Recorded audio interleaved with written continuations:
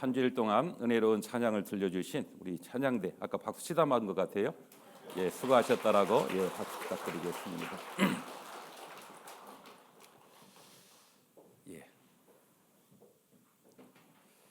아까 인사하셨습니까? 인사를 제대로 안 한 것 같아요.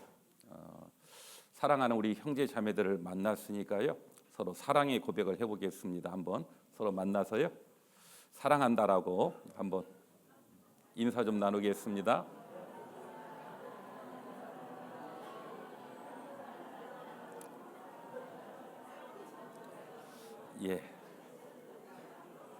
우리가 가장 듣고 싶은 이야기가 사랑한다라는 그 이야기를 듣고 싶어한다라고 그렇게 생각하는데요. 이 사랑이라고 하는 그 말을 들을 때마다 젊었을 때뿐만 아니라 나이가 들어갈수록 더 귀하고 참 듣고 싶은 이야기다라는 그런 생각을 해봅니다. 같이 기도하고 시작하겠습니다. 우리를 사랑하시는 하나님 아버지, 지난 한 주일 동안 하나님의 말씀을 통해서 살아계신 하나님을 깨달아 알게 해주시고, 그리고 그 하나님 앞에 우리 모두는 죄 가운데 태어나서 영원히 멸망받고 지옥에 갈 수밖에 없는 운명인 걸 알게 되었습니다.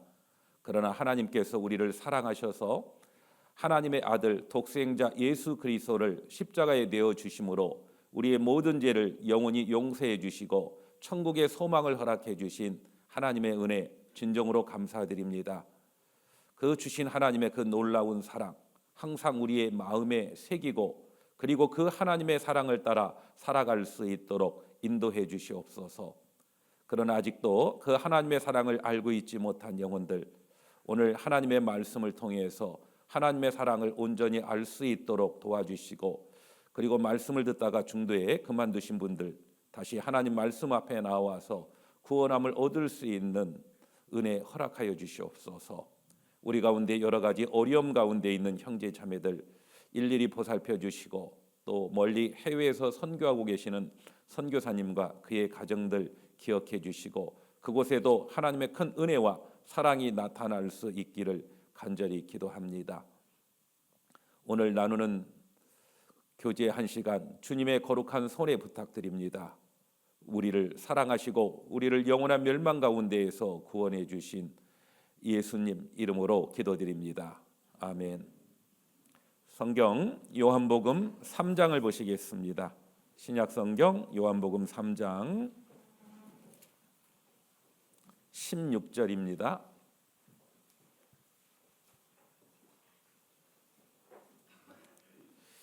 요한복음 3장 16절. 요한복음 3장 16절. 하나님이 세상을 이처럼 사랑하사 독생자를 주셨으니 이는 저를 믿는 자마다 멸망치 않고 영생을 얻게 하려 하심이니라. 하나님이 그 아들을 세상에 보내신 것은 세상을 심판하려 하심이 아니요 저로 말미암아 세상이 구원을 받게 하려 하심이라. 18절 같이 읽겠습니다. 저를 믿는 자는 심판을 받지 아니하는 것이요 믿지 아니하는 자는 하나님의 독생자의 이름을 믿지 아니함으로 벌써 심판을 받은 것이니라. 우리가 지난 한 주일 동안 성경을 통해서 과연 하나님은 계시느냐, 계시다라고 하면 어떤 하나님이 참 하나님이냐라고 하는 걸 성경을 통해서 우리는 확인했습니다.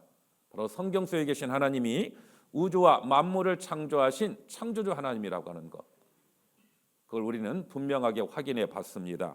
그리고 그 하나님 앞에 우리 모든 사람은 죄인으로 태어났고 그리고 범죄했어요.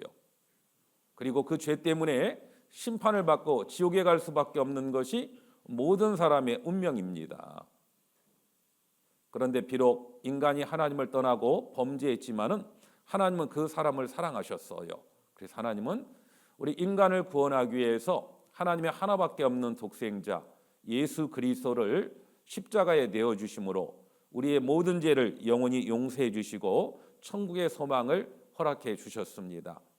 그리고 그 주신 그 구원이라고 하는 놀라운 선물을 우리가 믿음으로 받아들이기만 하면 누구나 다 천국에 들어갈 수가 있습니다. 그런데 어제 그 하나님의 은혜의 복음이 전해졌는데도 아직 그 마음속에 온전히 이루어지지 않은 분들, 또 그분들을 위해서 오늘 복음에 대해서 조금 더 설명해 드리고, 그리고 이제 구원은 끝이 아닙니다. 구원은 새로운 시작이거든요. 이제 구원받은 그리스도인으로서 어떻게 살아가는 것이 하나님 앞에 올바른 삶인지, 어제 마지막 말씀은 에베소서 2장 10절 말씀이었어요. 하나님이 우리를 구원하신 목적은 하나님의 선한 일을 위해서 구원했다라고. 우리가 선한 일을 해서 구원받지는 않지만은, 그러나 구원하신 목적은 하나님의 선한 일을 위해서 구원하신 겁니다. 그래서 하나님 앞에 어떤 것이 선한 건지, 그리고 선한 일을 행하기 위해서는 할 수 있는 능력이 있어야 행할 수 있잖아요. 어떻게 하면 하나님의 능력을 받고, 그리고 하나님의 선한 일을 행할 수 있는지, 그리고 선한 일을 행한 사람에게 주어질 축복이 무엇인지, 반대로 그렇지 못한 사람에게 있을 징계가 무엇인지를 잠깐 생각해 보겠습니다. 요한복음 3장 16절 다시 보겠습니다. 성경의 가장 중요한 한 권의 성경을 택하라라고 하면 요한복음이고, 그리고 한 장을 택하라고 하면 3장이고, 그리고 한 절을 택하라라고 하면 3장 16절입니다. 요한복음 3장 16절. 이 말씀은 아주 유명한 말씀이에요. 그래서 얼마나 유명한지 심지어 하나님을 믿지 않는 사람들조차도 이 말씀을 암송하는 사람이 참 많아요. 그리고 우리가 어렸었을 때 이 요한복음 3장 16절을 가지고 이제 노래를 불렀던 그런 기억이 나고, 저희가 어렸었을 때는 별로 놀이기구들이 별로 없잖아요. 남자들은 뭐 했습니까? 남자아이들은 옛날에 했던 것은 구슬치기, 또요 자치기, 또요 그래 뭐 비석치기 뭐 이런 거 뭐 했던 그런 기억이 납니다. 여자들은 대부분 무슨 일이 했어요? 고무줄 놀이. 그렇죠. 그런데 고무줄 놀이는 그냥 하면 재미없잖아요, 맞죠? 고무줄 놀이 할 때는 반드시 노래를 부르면서 고무줄 놀이 했던 기억이 나요. 그런데 불렀던 노래 중에요, 이 요한복음 3장 16절을 가지고 고무줄 놀이 했던 그런 기억이 납니다. 하나님이 세상을 이처럼 사랑하사 독생자를 주셨으니 누구든지 예수 믿으면 멸망치 않고 영생을 얻으리로다. 요한복음 3장 16절. 그래요. 그러면 고무줄이 딱 나중에 밟으면서 끝나더라고요. 맞죠? 그래서 이렇게 그 노래를 부르면서 고무줄 놀이 했던 그런 기억이 나는데, 문제는 노래는 불렀는데 그 요한복음 3장 16절과 나와 어떤 관계인지를 잘 몰랐어요. 그러다가 성경을 공부해 보면서 그 요한복음 3장 16절 속에 하나님의 사랑이 얼마나 큰지, 그분이 어떻게 사랑했는지를 알게 되었습니다. 여기 보시면 하나님이 어디를요? 세상을이라고 해서 세상이 뭡니까? 세상에 있는 사람들을 말합니다. 하나님이 세상에 있는 사람들을 얼마처럼요? 이처럼 사랑했다라고 했는데, 이처럼이 얼마처럼일까? 여기 보면 사랑하사 독생자를 주셨으니라고 되어 있죠.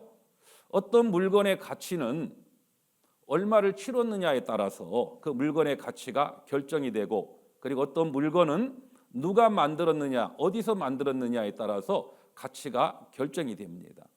뭐 명품, 어디서 만들었느냐에 따라서 명품이 될 수도 있고 그렇지 않을 수도 있잖아요. 어떤 그림을 누가 그렸느냐에 따라서 걸작이 될 수도 있고 그렇지 않을 수도 있어요. 그리고 그것들은, 그 귀한 것들은 아주 많은 가치가 부여됩니다. 그리고 가끔 그런 것들을 선물 받을 때 귀한 선물을 받긴 받았는데 요즘은 대부분 얼마짜리인지 확인할 수 있죠. 뭘요? 인터넷을 통해서 확인해 보면 이 가치가 얼마고 얼마의 대가를 치렀는지. 그래서 선물을, 예를 들어 제가 시계를 선물을 받았다라고 생각해 보죠. 그래서 감사히 받았어요. 그래서 생각하기는 이게 얼마짜리일까? 뭐 한 5, 6만 원 되겠지라고 생각했는데, 그래서 인터넷을 통해서 확인해 봤어요. 메이커가 뭔가 확인해 보고 인터넷에서 확인했더니 얼마짜리요? 3천만 원짜리랍니다. 그러면은요, 얼마나 놀랐겠어요. 맞죠? 그리고 3천만 원이라고 하는 가치를 치르고 제게 선물을 했다는 뜻은 그만큼 그분은 저를 귀하게 생각한다는 뜻이에요. 오해하지 마세요. 또 갑자기 또 3천만 원이니까 제 목사가 차고 있는 시계가 3천만 원이라고 예를 든 겁니다. 예를 들었어요. 예. 그래서 가끔 어떤 물건을 선물 받고 뭐 가지고 있으면 그거 얼마짜리예요? 라고 묻잖아요. 5만 원 하면 그렇구나 라고 생각했는데, 아까 말했던 것처럼 3천만 원이요 라고 하면 도대체 어디 건데 3천만 원입니까? 라는 그런 마음 들잖아요. 그래서 어떤 물건의 가치는 얼마의 대가를 치렀느냐에 따라서 결정이 되고 누가 만들었느냐에 따라서, 그런 것처럼 하나님 앞에 최고의 걸작품 누굽니까? 사람이에요. 하나님 보시기에 가장 존귀한 게 누구냐면 사람입니다. 그리고 하나님은 그 사람을 구원하기 위해서 얼마의 대가를 치르셨습니까? 얼마의 대가를 치르셨냐면 하나님의 독생자 예수 그리스도를 내어주시고 우리를 구원하셨어요. 쉽게 말하면은요, 우리는 얼마짜리예요? 한번 따라서 보겠습니다. 우리는 예수님짜리다. 예, 얼마짜리라고요? 예수님. 예수님이 누굽니까? 하나님의 하나밖에 없는 아들. 바로 그분을 내어주시고 십자가에 내어주시고 우리를 구원해 주셨어요. 가장 값비싼 대가를 치르시고 우리를 구원했다는 뜻입니다. 왜 그 많은 값비싼 대가를 치르고 우리를 구원했을까요? 이유가 뭡니까? 우리를 이처럼 사랑했기 때문에 그렇습니다. 이 말씀을 전하다 보면요, 또 어렸었을 때 놀이했던 게 생각나는데요. 우리 집에 애완니 애완니, 그런 놀이 해보신 적 있죠? 그럼 우리 집에 애완니 애완니 하면 뭐라고 답을 해요? 꽃 찾으러 왔단다 왔단다. 여기 많이 해봤네요. 꽃 찾으러 왔다 합니다. 예, 그것처럼요, 예수님에게 묻고 싶어요. 예수님, 이 땅에 왜 오셨습니까? 왜 오셨습니까? 라고 물어보시면 예수님은 뭐라고 답할까? 아마 이렇게 말할 거예요. 짝 찾으러 왔단다. 짝. 하나님이 우리 인간을 왜 창조하셨습니까? 하나님의 사랑의 짝으로 인간을 창조했거든요. 그런데 하나님의 사랑으로 창조된 인간이 죄인으로 태어나서 범죄했기 때문에 영원히 멸망받을 수밖에 없게 되었어요. 그러나 비록 인간이 하나님을 떠났지만은 하나님은 그 인간을 포기할 수가 없었어요. 그래서 구원하시기 위해서 하나님은 하나님의 하나밖에 없는 아들 예수 그리스도를 천한 이 땅에 보내셨고, 그리고 예수님 자신은 기꺼이 이 자리에 왔어요. 이곳에. 그리고 모든 사람의 죄를 담당하시고 십자가에 못 박혀 피 흘려 죽으심으로 우리를 구원하신 겁니다. 바로 하나님은, 예수님은 우리를 구원하시기 위해서 이 땅에 오셨어요. 그리고 십자가에서 구원을 완성하셨습니다. 하나님은 모든 사람이 구원받기를 원하시잖아요. 그 모든 사람 속에는 배운 사람, 못 배운 사람, 가진 사람, 못 가진 사람, 다양한 사람들이 있잖아요. 그 모든 사람이 구원받기를 원하기 때문에 하나님은 구원이라고 하는 선물을 하나님의 편에서 준비하셨고, 그 구원이라고 하는 선물을 모든 사람에게 주셨어요. 그리고 받을 수 있는 수단으로 준 게 뭡니까? 성경이거든요. 너희가 성경에서 영생을 얻는다라고 했죠? 이 성경인 하나님의 말씀을 듣고 그리고 믿을 때 받는 수단은 믿음입니다. 믿을 때 믿는 자마다 멸망치 않고 뭘 얻는다고요? 영생을 얻는다라고 돼 있어요. 그래서 17절에 하나님이 그 아들을 세상에 보내신 것은 세상을 심판하려 하심이 아니요 저로 말미암아 예수님으로 말미암아 세상이 구원을 받게 하려 하심이라. 구원이 뭐라고요? 죄로부터 건짐받는 것. 죄로부터 건져주시기 위해서 하나님은 예수님을 보내셨고 예수님은 죄인을 구원하는 일을 하셨어요.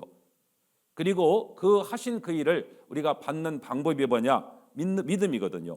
그래서 저를 뭐라고 돼 있어요? 믿는 자는 뭘 행하는 자가 아닙니다. 어떤 특별한 체험을 한 자가 아니에요. 뭐 어떤 환상을 보고 이런 게 아닙니다. 단지 예수님이 십자가에서 우리의 모든 죄를 영원히 용서하신 일을 믿는 그 믿음을 가진 자는 심판을 받지 아니하는 것이요, 반대로 믿지 아니하는 자는 하나님의 독생자 이름을 믿지 아니하므로 벌써 심판을 받은 것이다라고 되어 있어요. 사람이 심판을 받고 지옥에 가는 이유는 딱 한 가지. 뭐 때문에 심판을 받습니까? 하나님께서 우리를 사랑하셔서 예수님을 통해서 우리의 모든 죄를 영원히 용서하셨는데, 용서하신 사실을 그 믿지 않는 바로 그것 때문에 심판을 받는다라고 되어 있어요. 그러면 어떻게 하면 우리가 심판 안 받고 천국에 갑니까? 믿으면 되는 거예요. 믿으면. 그래서 찬송가 343장에 보면은 울어도 못하네, 눈물 많이 흘려도 겁을 얻게 못하고 죄를 씻지 못하니 울어도 못하네. 2절은 뭐라고 되어 있습니까? 힘써도 못하네, 말과 뜻과 행실이 깨끗하고 착해도 다신하게 못하니 힘써도 못하네. 3절은 참아도 못하네, 할 수 없는 죄인이 흉한 죄에 빠져서 어찌하니 죽을까, 참아도 못하네. 1절, 2절, 3절에 울어도 못하고 힘써도 못하고 참아도 못한다라고 되어 있어요. 그런데 답은 4절에 있습니다. 4절의 답이 뭡니까? 믿으면 하겠네. 그리고 뭘 믿느냐? 믿음의 대상이 중요하죠. 주 예수만 믿어서 그 은혜를 힘입고 오직 주께 나가면 영원 삶을 얻는다라고 되어 있어요. 바로 예수님, 바로 그분이 하신 일을 믿는 믿음으로 우리가 하나님 앞에 갈 수 있는 겁니다. 중요한 건 내가 어떤 죄를 많이 범했느냐가 중요한 게 아니에요. 하나님은 어떤 우리 죄가 아무리 많을지라도 그 죄는 이미 용서하셨고, 용서하신 그 사실을 믿느냐 믿지 않느냐가 중요한 겁니다. 부부 관계에서도 남편이 아내가 가장 고마울 때가 언제일까요? 밥 잘해주는 거요? 예, 밥 잘해주는 것도 물론 고맙죠. 뭐 여러 가지 뭐 해주는 거 고마워요. 그러나 남편이 아내가 가장 고마울 때가 믿어주는 것, 남편을 믿어주는 것, 그게 고맙다라고 생각합니다. 밥 잘하는 것은요, 뭐 가정부 시켜도 밥 잘해요, 맞죠? 그렇잖아요. 요즘은요, 뭐 굳이 뭐 밥 해줄 사람 없어도 마트에 가면은 얼마든지 사람의 입맛에 맞는 음식들이 다 준비되어 있어요. 중요한 건 남편과 아내의 관계, 사랑의 관계. 사랑이라고 하는 건 서로 믿는 거예요. 바로 하나님도 가장 귀하게 보는 것이 뭐냐? 바로 믿음이라고 하는 겁니다. 그래서 히브리서 11장에는 믿음이 없이는 기쁘시게 못한다라고 했거든요. 어떤 믿음이요? 살아계신 하나님이 계시다라고 하는 걸 믿고, 그리고 하나님이 나를 사랑한다라고 하는 걸 믿고, 그 사랑하시는 하나님께서 우리를 구원하기 위해서 하나님의 하나밖에 없는 예수 그리스도를 내어주심으로 우리를 구원하셨다라고 하는 것을 믿는 그 믿음을 하나님은 기뻐하셔요. 어제 들었던 말씀을 정리 한번 해보겠습니다. 여기 보시면 세상, 그리고 세상 죄인, 그리고 그 죄인 속에 나라고 하는 사람 있죠? 믿보다 모든 사람이 받을 만한 이 말이요, 그리스도 예수께서 죄인을 구원하시려고 세상에 임하셨다 하였도다. 죄인 중에 내가 괴순이라 라고 하는 디모데전서 1장 15절을 우리가 어제 봤어요. 하나님은 예수님을 이 땅에 보내셨어요. 하나님의 하나밖에 없는 독생자를. 뭐 때문에요? 죄인인 나를 구원하기 위해서. 그래서 그리스도 예수께서 죄인을 구원하시려고 이 땅에 오셨고, 그래서 그 온 세상의 죄를 예수님은 십자가에 지시고 십자가에 죽으셨죠. 그래서 세리요한은 말하기를 보라, 세상 죄를 지고 가는 하나님의 어린 양이로다 라고 말씀하셨고, 그 세상 죄 속에는 나라고 하는 사람의 죄도 포함이 되고, 그 죄를 짊어지시고 피 흘림이 없으면 사함이 없다라고 했기 때문에 피 흘려 못 박혀 죽으심으로 우리를 구원하는 일을 완성하셨어요. 그래서 예수님이 십자가의 마지막에 하셨던 말씀이 뭐예요? 다 이루었다 합니다. 뭘 다 이룬 겁니까? 예수님이 이 땅에 왜 오셨다고요? 죄인을 구원하는 일을 위해서 오셨다라고 해서 죄인을 구원하시기 위해서 예수님은 이 땅에 오셨어요. 죄인 누구요? 오늘은 다른 사람 생각 말고 바로 나, 죄인인 나를 구원하시려고 예수님은 이 땅에 오셨고, 그래서 온 세상의 죄, 그중에 나의 모든 죄를 예수님은 십자가에 달리심으로 모든 죄를 영원히 다 용서하셨어요. 그걸 다 이루었다라고 표현한 겁니다. 다 이루었다, 다 갚았다라는 뜻이에요. 내가 받아야 될 저주와 심판을 예수님이 대신 다 갚으셨어요. 그리고 말씀합니다. 이제 구원하신 일을 완성했기 때문에, 다 용서했기 때문에 내가 해야 될 일은 용서하신 일을 믿으라라고 말씀해요. 이제 우리가 해야 될 일은 예수님이 십자가에서 용서하신 일을 보고, 뭘로 봐요? 성경을 통해서 보잖아요. 성경을 통해서. 말씀이 하나님이라고 했잖아요. 말씀을 통해서 참 하나님이 누구인지를 바라봤고, 말씀을 통해서 하나님 앞에 죄인인 걸 알게 되었고, 그리고 말씀을 통해서 죄인인 나를 구원하신 일을 예수님이 십자가에서 완성하셨다라는 사실을 성경을 통해서 보고, 바로 하신 일, 나를 구원하신 일을, 그리고 그것이 내게 될 수 있는 방법이 뭡니까? 믿음이라고 하는 거예요. 그 사실을 내가 믿을 때 구원을 받는 겁니다. 사도행전 16장에 있는 말씀, 주 예수를 믿으라 그리하면 너와 내 집이 구원을 얻으리라. 바로 주 예수, 바로 그분은 나의 주인이시고 예수, 나를 구원하신 분이에요. 구원하신 그 사실을 내가 믿으라. 믿으라라는 말은 우리 스스로 선택할 수 있다라는 뜻이에요. 바로 예수님이 내 모든 죄를 영원히 용서하신 일을 내가 믿을 때 우리는 구원을 받는 것이고, 그럴 때 우리는 하나님의 자녀로 다시 태어난다라고 해서 거듭남이라고 이야기를 합니다. 바로 예수님은 십자가에서 히브리서 9장 12절에 보면은 염소와 송아지의 피로 아니하고 짐승의 피가 사람의 죄를 없이 하지 못하기 때문에 오직 자기 피로 영원한 속죄를 단번에 이루셨다라고 했잖아요. 그 영원한 속죄 속에는 예수님 이전 사람, 바로 그 과거의 죄뿐만 아니라 영원한 속죄 속에는 예수님 이후의 사람의 모든 죄, 바로 미래의 죄, 그 중에 나라고 하는 사람의 과거, 현재, 미래, 이 모든 죄를 예수님이 십자가에서 다 용서하셨어요. 바로 영원한 속죄를 예수님은 십자가에서 다 이루었다라고 말씀합니다. 그 속에는 나의 과거, 현재, 미래 죄까지 포함이 되죠. 같이 한번 읽어보겠습니다. 나의 죄를 정결케 하는 일을 다 이루었다. 그렇죠. 예수님은 다 이루었다라고 했던 의미는 어떤 의미냐면, 바로 예수님이 십자가에 못 박혀 피 흘려 죽으심으로 나의 죄를 정결케 깨끗게 하는 일을 다 이루었다. 죄를 다 갚았다라고 말씀하시는 겁니다. 이런 많은 죄, 온 세상의 죄, 그 중에 나의 죄도 있잖아요. 나의 죄 속에는 지난 죄도 있고 현재 죄도 있고 앞으로 지을 죄도 있을 거예요. 그 모든 죄를 하나님은 사랑하셔서 완벽하게, 완전하게 다 용서하신 겁니다. 그래서 예수님의 피로 모든 죄를 이렇게 다 덮어버리셨어요. 이제 죄가 보여요, 안 보여요? 안 보입니다.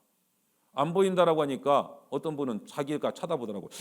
내가 죄가 10년 전에 지은 죄도 생각나고 30년 전에 지은 죄도 생각나는데, 중요한 건 내가 어떻게 보느냐가 중요한 게 아닙니다. 심판은 내가 해요? 하나님께서 하셔요? 하나님께서 하시죠. 그래서 하나님께서는 예수님의 피를 믿는 사람들, 그 피를 보시고 기억 안 하시고 넘어가 주시는 거예요. 그걸 도말이라고 이야기합니다. 그래서 이사야 44장 22절 같이 읽겠습니다. 내가 내 허물을 빽빽한 구름에 사라짐같이 내 죄를 안개의 사라짐같이 도말하였으니 너는 내게로 돌아오라. 내가 너를 구속하였음이니라. 내가 내 허물을 빽빽한 구름에 사라짐같이 내 죄를 안개의 사라짐같이 그 다음에 도말, 그 다음 뭐라고 되어 있어요? 하였으니. 이 시제가 중요해요. 오면 용서해 준다는 뜻이 아니라 이미 도말하였으니, 이미 2000년 전에 깨끗하게 용서했다라는 뜻이에요. 너는 내게로 돌아오라. 내가 너를 구속했다라고 되어 있죠. 구속 곧 죄사함이라고 했잖아요. 내 모든 죄를 다 이미 도말하였으니, 용서했으니 내게로 돌아오라. 무슨 말입니까? 돌아오면 용서해 준다는 뜻이에요? 아니면 용서해 놨으니까 돌아오라는 뜻입니까? 용서해 놨으니까 돌아오라는 뜻이에요. 누가복음 15장에 보면은 탕자에 대한 이야기가 나옵니다. 탕자, 그 탕자가 아버지가 재산이 많았어요. 그런데 아버지가 이제 나이 들고 그리고 돌아가시기 전까지 기다릴 수가 없어서 아버지 제게 줄 몫이 있잖아요. 빨리 좀 주세요. 안 된다. 기다려라. 그런데도요, 저도 좀 돈 좀 쓰고 싶단 말입니다. 좀 주세요. 안 주려고 하니까 요즘 같으면 어떻게 했겠어요? 막 아버지한테 얼굴을 붉히면서 아마 달라고 했었을 것 같아요. 그러니까 아버지가 할 수 없이 괘씸한 마음 들었지만은요, 그 아들에게 돈을 줬어요. 재산을 줬습니다. 그랬더니 얼씨구나 하고요. 그리고 아버지 가까이 있으면 이 재산, 돈 쓰는 것 아무래도 간섭받을 것 같으니까 아버지를 떠나서 멀리 타국으로 갔다라고 돼 있어요. 그리고 그곳에서 돈을 쓰기 시작했죠. 돈 많을 때는 친구도 많죠, 맞죠? 뭐 술 친구, 노름 친구, 뭐 별 사람 친구들 많아요. 그런데 돈은 벌기가 어렵지 쓰는 것은요 순식간입니다. 얼마 안 있다가 돈 다 떨어졌어요. 돈 떨어지니까 누구도 떨어져요? 예, 그렇게 죽고 못 산다라고 했던 친구들도 다 떠나고, 그리고 그 살았던 그곳에 흉년이 왔어요. 먹을 게 없습니다. 이제 굶어 죽게 생겼거든요. 이제 굶어 죽을 수는 없잖아요. 그래서 돼지 치는 집에 가가지고 일을 하면서, 흉년이다 보니까 그것도 먹을 게 풍족하지 않다 보니까요, 돼지가 먹는 그 여물들, 그 여물들 중에 먹을 만한 것들은 골라가지고 먹고 있는 겁니다. 그러면서 생각했어요. 야, 우리 집은 부자인데, 우리 종들도 잘 먹고 잘 사는데 내가 도대체 뭐 하고 있냐? 그러면서 깨달았어요. 아, 내가 하나님과 아버지께 큰 죄를 범했구나. 그리고 돌아가기로 결정을 하고 이제 돌아갑니다. 그 아버지의 마음은 어떨까요? 처음에 아들이 대들면서 돈을 타가는 모습 보면서 아마 괘씸한 마음 들었을 거예요. 그런데 시간이 지나면서 들려오는 이야기가 아들이 간 그곳에 흉년이 들었고 많은 사람이 굶어 죽는다라는 이야기가 전해져요. 어떤 마음 들어요? 틀림없이 저놈은 가가지고 얼마 안 있다가 돈 다 없앨 놈인데 이제 이 흉년에서 어떻게 살아갈까? 이제 아버지의 마음속은 그 괘씸했던 마음은 온데간데 없어지는 거예요. 맞죠? 누구 걱정합니까? 돈 걱정해요? 아니면 자식 걱정해요? 자식 걱정합니다. 그 자식이 돌아오기를 간절히 기다려요. 아버지의 마음속에는 이미 자식의 죄가 다 어떻게 됐어요? 용서가 된 겁니다. 돌아오기만 기다리고 있어요. 하루는 언제 자식이 돌아올까 기다리고 있는데요, 멀리서 보니까요 거지 하나가 와요. 걸어와요. 그런데 거지 보니까 걸음걸이가 꼭 누구 닮았겠어요? 그렇죠, 아버지 닮았겠죠. 보니까 아들이에요. 그래서 누가복음 15장에 보면은 아버지가 쫓아갔다라고 돼 있어요. 입을 맞추고 받아주셨어요. 그 아들은 얼마나 죄송했습니까? 뭐라고 할까요? 아버지, 제가 아버지께 죄를 지었습니다. 용서해 주세요. 저를 종 하나 정도로만 여겨줘도 감사하겠습니다. 아버지는 뭐라고 해요? 무슨 소리냐? 네가 무슨 종이냐? 너는 내 아들이다. 그래서 옷을 갈아입히고요, 아들이라고 하는 그 보장으로 반지를 끼우고 신을 신게 했어요. 그리고 잔치를 벌였습니다. 그 아버지가 누굽니까? 바로 하나님 아버지를 뜻하는 것이고, 그 탕자가 누구예요? 하나님과 함께 영원히 살 수 있는 사랑의 짝으로 창조된 인간이 하나님의 사랑을 저버리고 떠난 인간의 모습을 말하는 거예요. 그리고 하나님을 떠난 인생들, 나름대로 잠깐의 행복, 만족은 있는 것처럼 보였지만은 진정한 만족, 진정한 행복이 있습니까? 없는 거예요. 좀 풍요롭고 건강하고 있을 때는 하나님 없이도 얼마든지 잘 사는 것처럼 보였지만은 어떻습니까? 거기에 진정한 만족, 진정한 행복 없는 거예요. 그리고 흉년이 들었을 때처럼 어렵고 힘들 때, 그때서야 누구를 찾아요? 아버지를 찾습니다. 우리 인생 가운데도 마찬가지예요. 우리가 언제 하나님을 찾습니까? 어렵고 힘들 때 하나님을 찾아요. 공자님도 그런 말을 했던 것 같은데요. 공자님이 했던 말 중에 포란이면 사음욕하고 기한이면 도심이 바란다, 이런 말을 했어요. 도대체 무슨 말인지 이해가 잘 안 되죠. 포란이 뭐냐면 우리가 배부를 때 포만감 든다 그러죠. 그 포자입니다. 모든 것이 잘 되고 잘 먹고 잘 되면은요, 사람이 사음욕한다, 여자를, 이성을 찾는다라는 뜻이에요. 그런데 기한이면 기한할 때, 기근할 때 기근에다가 춥다라고 할, 춥고 배고프면 뭘 찾아요? 도심, 진리를 찾는 마음이 생겨요. 사람이 언제 하나님을 찾습니까? 모든 것이 잘 되면 사람들 하나님 안 찾아요. 어렵고 힘들 때 그때 하나님 찾거든요.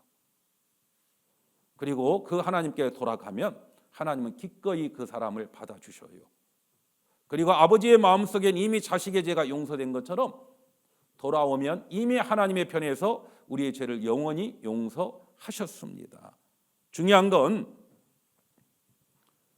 자신의 죄 큰 거 생각하고 안 돌아가는 것이 큰 죄지, 아무리 죄가 클지라도 돌아가기만 하면 하나님은 그 죄를 이미 용서해 주셨고, 돌아가면 하나님은 그 사람을 받아주시는 거예요. 그래서 찬송가에 보면 317장에 보면은요, 하나님 아버지의 마음이 잘 나타나 있습니다. 어서 돌아오, 어서 돌아마노.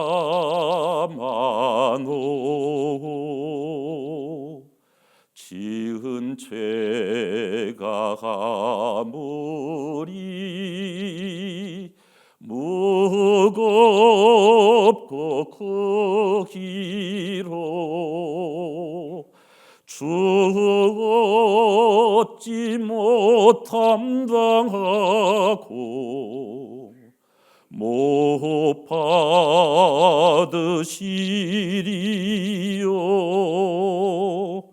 우리 주의 넓은 가슴은 하늘보다 넓어. 어서 돌아오, 어서 돌아마노. 우리 주는 날마다 기다리신다오. 밤마다 문 열어놓고 마음 졸이시며 나가잔씩 돌아오기만 밤새 기다린다오. 그 탕자의 아버지의 마음이 바로 하나님의 마음이에요. 탕자는 자신의 지은 죄 때문에 어쩔 줄 몰라하고 돌아가는 건 망설일지 몰라도요, 하나님 아버지의 마음은 이미 그 죄를 용서하셨어요. 왜요? 사랑하기 때문에.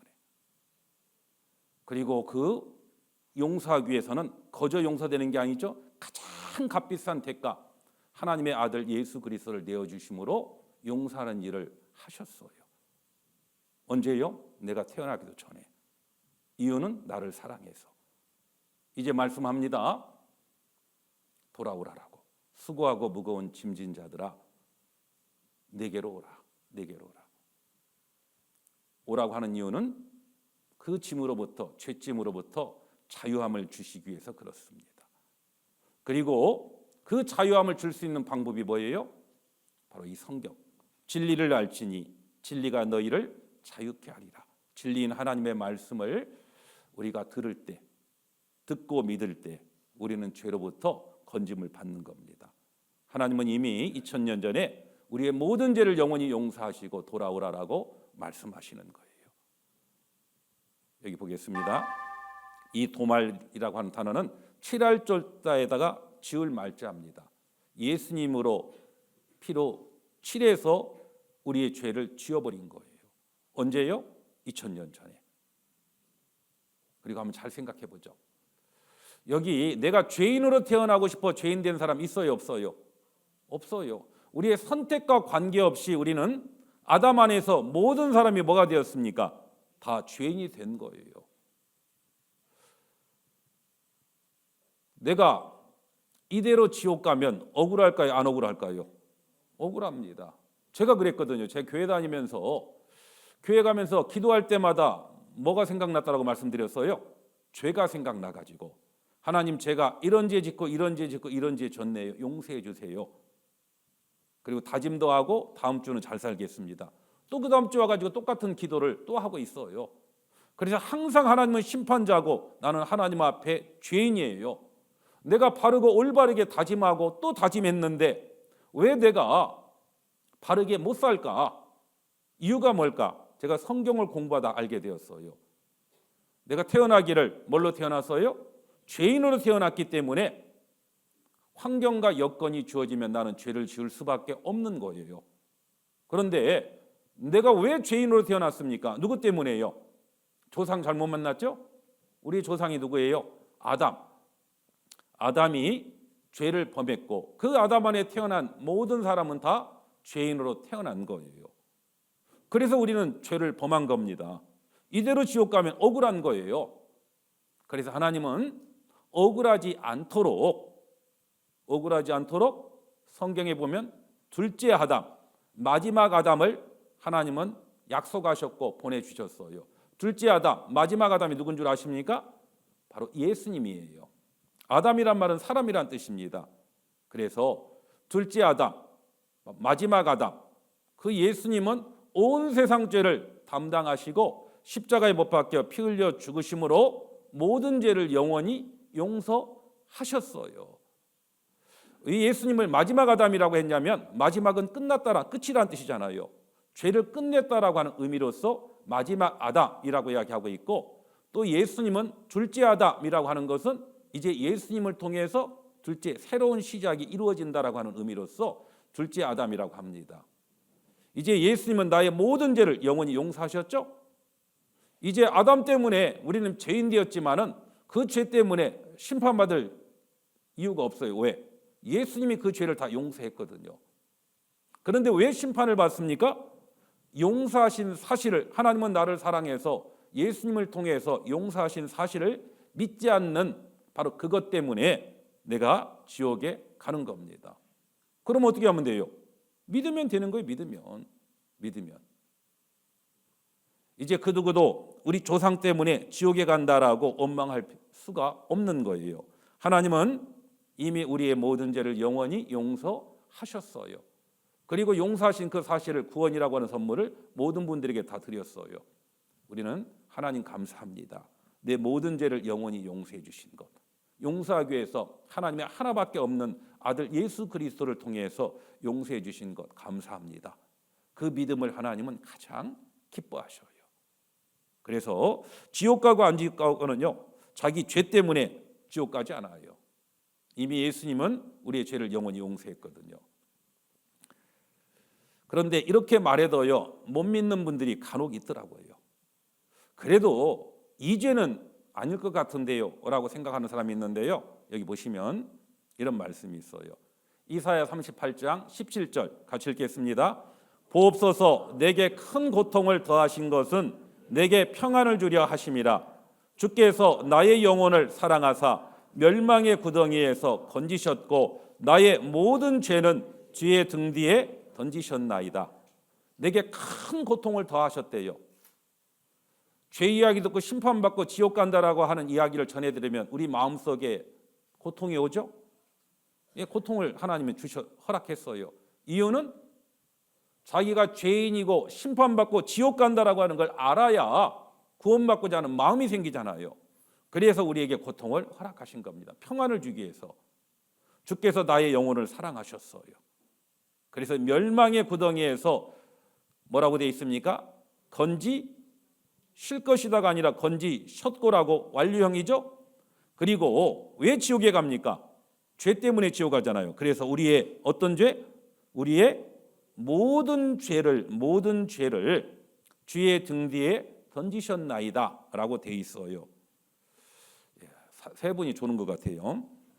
제가 그래서 한번 실현을 한번 해보겠습니다. 우리의 모든 죄를 주의 등 뒤에 던졌다라고 했는데요. 제 가방 새카맣죠? 뭐가 생각납니까? 죄가 생각납니까? 맞아요. 그래서 이 새카만 가방, 이 온 세상 죄 속에 내 죄는 포함되어 안 돼요? 포함이 되죠. 바로 내 죄 중에 나의 모든 죄입니다. 나의 모든 죄 속에는 예를 들어 보죠. 이 성경은 내가 지금까지 살아오면서 지은 죄라고 생각해 보죠. 이 죄는 온 세상 죄, 모든 죄 속에 포함되어 안 돼요? 포함이 되죠. 이 죄 속에, 온 세상 죄 속에 내 지난 죄 포함이 됩니다. 그리고 이 찬송가는 내가 앞으로 짓는 죄라고 생각해 보죠. 이게 나이가 지을 죄입니다. 이게 나의 모든 죄예요. 이 나의 모든 죄를 어떻게 했다고요? 예수님은 짊어지시고 십자가에 못 박혀 죽으심으로 우리의 모든 죄를 용서하셨어요. 그걸 좀 더 쉽게 이해하기 위해서 나의 모든 죄를 주의 등 뒤에 어떻게 했다고요? 던졌다라고 되어 있습니다. 이래야 좀 끼어 있을 것 같아요. 예. 등 뒤에 던졌다라는 뜻은 본다라는 뜻이에요? 안 본다라는 뜻이에요? 안 보겠다라는 뜻이에요. 얼마나 하나님이 답답하니까 이런 말 했겠어요. 그렇죠? 나의 모든 죄를 등 뒤에 던져서 더 이상 안 본다라는 뜻입니다. 제발 좀 죄 때문에 걱정하지 말고 너 사랑해서 네 모든 죄에 영원히 용서하셨다는 그 사랑을 믿으라. 그걸 말씀하는 거예요. 이미 구원하는 일을 완성하셨고 우리의 모든 죄는 주의 등 뒤에 던지셨습니다. 그런데 어떤 분은 그래도 혹시 내가 봤을 때 끔찍한 그런 죄들, 가끔은요 연세 드신 어르신들 중에 그 할머니들 중에 이런 분이 있더라고요. 옛날에는 아이를 많이 낳다 보니까 먹고 살기는 힘들다 보니까 어떻게 했어요? 간혹 원하지 않는 임신, 그래서 뱃속에 있는 아이를 의사의 손을 빌어서 가끔은 그런데 그것이 항상 마음에 남아 있어요. 다른 죄는 몰라도 그 죄는 아닐 거야. 그렇습니까? 그 죄도 포함이 되는 거예요. 그 죄도 영원히 용서하셨어요. 얼마큼 갚았을까요? 겨우요? 이사야 40장 2절 너희는 정다이 예루살렘에 말하며 그것에게 외쳐 구하라. 그 복역의 때가 끝났고 그 죄악의 사함을 입었느니라. 같이 읽겠습니다. 그 모든 죄를 인하여 여호와의 손에서 배나 받았느니라 할지니라. 그 모든 죄를 인하여 여호와의 손에서 얼만큼이요? 배나 받았답니다. 내 죄가 10,000가지라고 하면 20,000가지만큼 갚았고 100,000가지라고 하면 200,000가지만큼 갚았대요.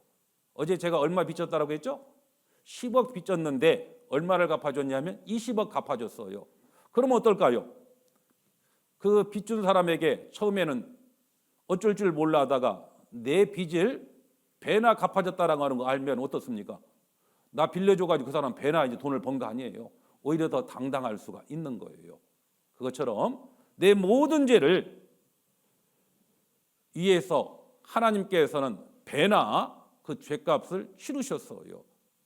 더 이상 죄 때문에 염려할 필요가 없다라는 뜻입니다. 그러면 왜 그 죄를 배나 용서했을까요? 이유가 있어요. 이사야 43장 25절 같이 읽겠습니다. 나 곧 나는 나를 위하여 내 허물을 도말하는 자니 내 죄를 기억지 아니하리라. 나 곧 나는, 나가 누구예요? 하나님입니다. 하나님은 하나님 자신을 위하여, 이 내가 누굽니까? 내가가 바로 우리 모든 사람이에요. 내 허물을 도말하는 자니 내 죄를 기억지 아니하리라. 하나님은 우리를 구원하신 이유가 우리가 불쌍해서 물론 맞습니다.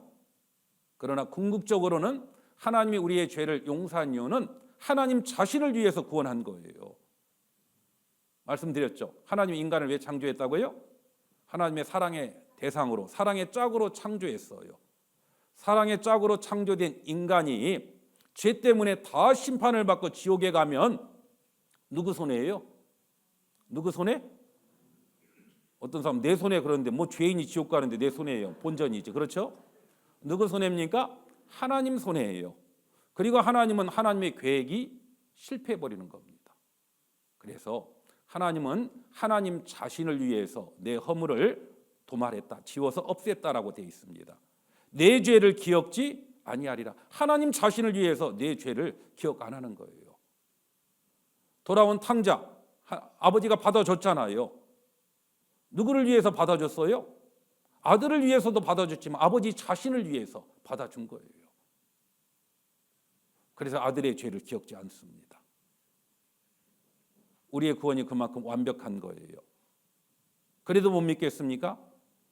미가서 7장 19절 같이 읽겠습니다. 다시 우리를 긍휼히 여기셔서 우리의 죄악을 발로 밟으시고 우리의 모든 죄를 깊은 바다에 던지시리이다.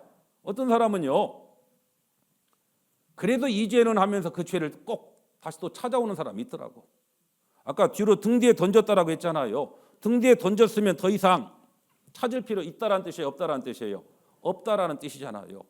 그런데 꼭 교회 가가지고 기도할 때마다 죄를 또 찾아내. 하나님이요, 몰랐죠? 제가 이런 죄 지었네요. 이런 죄, 또 이런 죄도 짓고요, 이런 죄도 짓고요. 용서해 주세요. 하나님 뭐라고 합니까? 다 용서했고 등 뒤로 던졌다라고 하지 않았느냐? 걱정하지 마. 그래야 되는데 안심이 안 되는 거예요. 그래서 하나님도 이렇게 표현했어요. 우리의 모든 죄를 뭐라고요? 주의 발로 어떻게 했다고요? 밟으셨다라고 되어 있어요. 밟았어요. 밟았다라는 뜻은 같이 없다라는 뜻이죠. 안 보겠다라는 뜻이에요. 같이 밟으시고 그다음 뭐라고 되어 있어요? 우리의 모든 죄를 어디에다가? 깊은 바다에다가 던졌다라고 되어 있습니다. 그 깊은 바다가 어느 바다인지를 안 써놨어요. 왜요? 혹시 대서양 하면 또 대서양 가서 찾는 사람이 있을 것 같아서. 하나님이 얼마나 답답하면 이렇게 다양하게 표현했을까요? 이렇게 용서하셨다라고 말씀했는데도 자기 죄 큰 줄만 알고 하나님의 사랑을 받아들이지 않아요. 자신의 어떤 행위를 의지하고 어떤 체험을 의지하고 사람을 의지하고 사람의 말을 의지하고 사람은 다 거짓되다라고 돼 있어요. 내 체험은 똑같은 것을요 느끼고 하는 것들은요 사람마다 다 달라요. 맞죠? 연속극을 봐도요 여자분들은 봐도 눈물을 흘리고 뭐 그러잖아요. 남자는요 눈만 껌뻑거리고 있잖아요. 맞죠? 똑같은 걸 봐도 그렇게 달라요. 이 감정, 이 체험이라고 하는 것은요 사람마다 차이가 있어요. 중요한 건 체험이, 감정이 중요한 것이 아니에요. 그래서 찬송가에도 감정을 버리고 말씀에 서니 불완전한 구원 완전해지고라고 되어 있거든요. 중요한 건 하나님의 말씀. 하나님은 우리를 사랑하십니다. 어떻게 알 수 있습니까? 성경을 보면 성경 속에 하나님의 사랑의 높이와 깊이와 길이와 넓이가 담겨져 있어요. 믿는 건 뭘 믿어요? 하나님의 말씀을 믿는 겁니다. 말씀 속에 내 모든 죄를 영원히 용서하셨다라고 하는 하나님의 말씀을 믿을 때 우리는 비록 어떤 삶을 살아왔고 어떤 죄를 지었건 이제 그 죄 때문에 심판받을 염려가 없고 천국에 갈 수 있게 되었다라고 하는 기쁨과 감사함 가운데 살아갈 수 있습니다. 그리고 여기 보면 시편 103편에 보면 동이 서에서 먼 것 같이 우리 죄가를 우리에게서 멀리 옮기셨다. 동과 서는 만나야 못 만나요? 안 만나잖아요. 그렇게 우리의 죄를 멀리 옮기셨다라고 말씀하십니다. 이제 죄 때문에 고민해야 돼요. 죄를 용서해 주신 것을 믿고 감사해야 돼요. 그렇죠. 신앙생활은요 지옥 갈까 염려해서 신앙생활 하는 게 아니야. 내가 잘하면 천국 갔고 못하면 지옥 갈 것 같고 이건 누굴 믿는 거예요? 나를 믿는 거예요. 나를. 내가 잘하면, 내가 착한 일 많이 하면, 돈 많이 바치면 이건 나를 믿는 거지 하나님을 믿는 게 아니에요. 하나님을 믿는 건 뭐냐? 하나님의 말씀. 하나님의 말씀 속에 나를 구원하신 일, 내 모든 죄를 영원히 용서하신 일을 믿는 믿음으로 우리는 하나님 앞에 가는 겁니다. 더 이상 죄 때문에 고민할 필요가 없어요. 가장 유명한 설교자가 있습니다. 그리고 그분은 설교의 황태자라고 이야기하고 있고, 그리고 모든 목사들이 그분 설교집 하나 없다라고 하면 목사 되기 포기한 사람이에요. 최고의 설교가 바로 그가 누구냐면 찰스 스펄전 목사입니다. 그분이 50대 후반에 돌아가셨는데요. 죽기 전에 질문했어요. 목사님, 평생 많은 설교를 하셨는데 설교하셨던 내용을 한마디로 줄이면 뭡니까? 그는 이렇게 답했어요. Jesus died for me. 예수님은 돌아가셨다. 누구나 다 알죠. 그런데 중요한 건 for me. 누구를 위해서요? 나를 위해서 돌아가셨다. 바로 예수님은 나를 위해서 죽었다는 뜻은 내 죄를 위해서 돌아가셨고, 내 죄를 얼만큼 용서하셨어요? 영원히 용서하셨어요. 스펄전 설교했던 내용 중에 이런 내용이 있습니다. 여기 한번 보시면,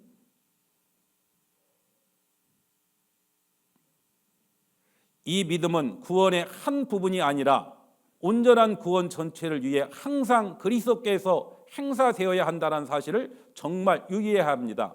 무수한 사람들이 주 예수님은 뭐라고 되어 있냐면 과거의 죄를 용서하시는 데 필요할 뿐 미래의 구원을 위해서는 그분을 믿을 수 없다라고 생각합니다. 그들은 지나간 날들에 대해서는 믿지만 다가올 날들에 대해서는 믿지 않습니다. 그러나 이러한 부분적인 구원을 그리스도의 사역으로 말하고 있는 성경 구절은 있다 없다? 없다라고 되어 있습니다. 그분은 우리의 모든 죄를 담당하셨거나 아니면 전혀 담당하지 않으셨거나 둘 중에 하나입니다. 그분은 단번에 우리를 구원하시든지 아니면 전혀 구원을 못하십니다. 그분의 죽으심은 절대로 반복될 수 없고 그분은 신자들의 미래의 죄를 위해서도 대가를 치르셨습니다. 그렇지 않다면 그들은 여전히 뭐라고요? 죄인입니다. 하지만 그분은 더 이상 속죄를 생각할 필요가 없을 정도로 미래의 죄도 확실히 처리하셨습니다. 그렇죠. 예수님은 미래의 모든 죄도 영원히 용서하셨다는 뜻입니다. 그런데 사람들이 이 말씀이 믿기진 않는 이유가 뭡니까? 미래의 죄 용서했다라고 하면 이렇게 생각해요. 그러면 앞으로 죄 짓고 마음대로 살아도 천국 간단 말이냐? 저 교회는 죄 짓고 마음대로 천국 가도 살아도 된다라고 가르친단다. 이렇게 비난하는데요. 우리의 죄를 미래의 죄까지 용서했다라는 말은 죄 짓고 마음대로 살라라고 용서한 건 아니에요. 그러나 우리가 유혹이 오고 시험이 오면 죄를 안 지을 수 있어요? 완벽하게 천국 가려면 그 죄도 용서를 받아야 천국 가기 때문에 그 죄까지도 다 용서하신 겁니다. 그런데 여기 보시면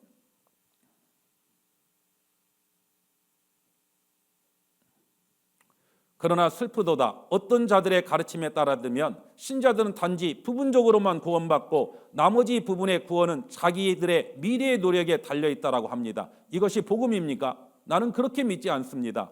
참된 신앙은 전체 구원을 위해 그리스도를 뭐라고요? 온전히 100% 온전히 신뢰하는 것입니다. 많은 개종자들이 실제로 영원한 구원을 위해 예수를 믿어야 한다라고 가르침을 받지 못하기 때문에 오히려 타락함으로써 단지 일시적인 회심으로 끝나고 마는 것은 얼마나 놀랍습니까? 그리스도께 잘못 나아가면 믿음도 잘못되게 마련입니다.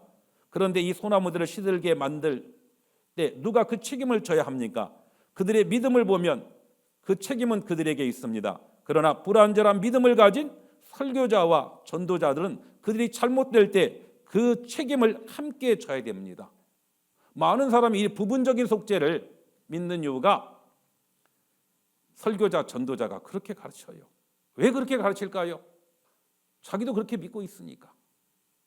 성경 그 어디에도 부분적인 속죄에 대한 내용은 없습니다. 우리의 죄를 영원히 용서하셨고, 그리고 영원히 용서하셨다는 사실을 우리가 믿는다라고 해가지고 우리가 마음 놓고 죄 짓고 산다고요? 그럴 수 없습니다. 예를 들어보죠. 아까 10억으로 통일했으니까요. 저희 집에 10억짜리 예를 들어 이게 고려 청자가 있는데 저희 아들이 장난쳐가지고 박살냈어요. 얼마짜리라고요? 10억. 그러면 이제 그 깨트리는 아들은 죽었구나라고 생각했겠죠. 맞죠?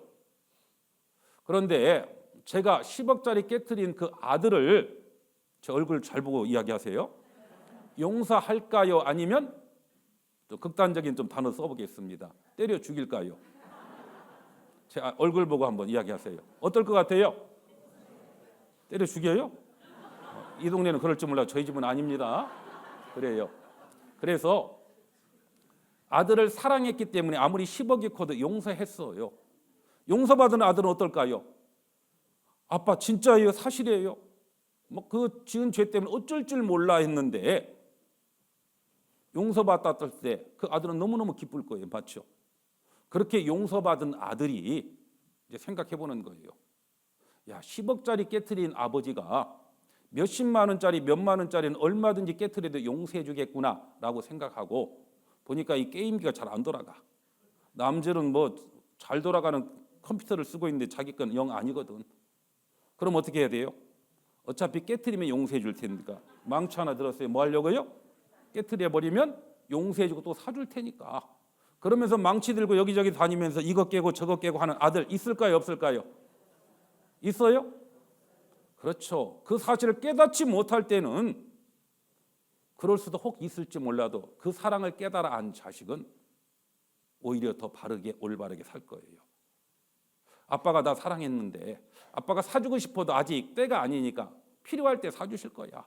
그리고 아빠가 그런 큰 사랑을 줬는데 내가 어떻게 해야 아빠를 기쁘시게 하지? 그러면 더 열심히 공부하고 더 최선을 다해서 살아갈 거예요. 그러다가 혹 잘못할 수 있어요, 없어요? 있습니다. 그것 때문에 쫓겨나요, 안 쫓겨나요? 쫓겨나지 않습니다. 바로 복음이 그래요. 우리의 모든 죄가 영원히 용서받았다라고 해서 마음 놓고 죄 짓고 산다고요? 성경은 말합니다. 따라서 해보겠습니다. 그럴 수 없느니라. 그럴 수 없습니다. 우리의 모든 죄는 이미 영원히 용서됐어요. 더 이상 죄 때문에 걱정할 필요가 있어요, 없어요? 없게 해 놨습니다. 이유는 우리를 사랑했기 때문에, 사랑하기 때문에. 왜 우리가 지옥에 가느냐? 이제 지옥에 가는 이유는 딱 한 가지 있습니다. 요한복음 16장 한번 찾아보겠습니다. 요한복음 16장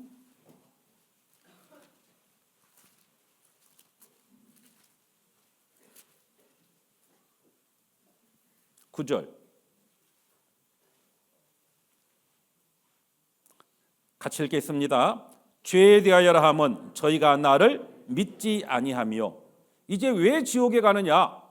어떤 죄 때문에 지옥 간다고요? 안 믿는 죄. 뭘 안 믿습니까? 하나님이 구원하신 그 사랑을 받아들이지 않는 죄, 그 믿지 않는 죄, 그것 때문에 지옥에 가는 거예요. 이제 천국에 갈 수 있는 유일한 방법, 믿기만 하면 되는 거예요. 믿기만 하면.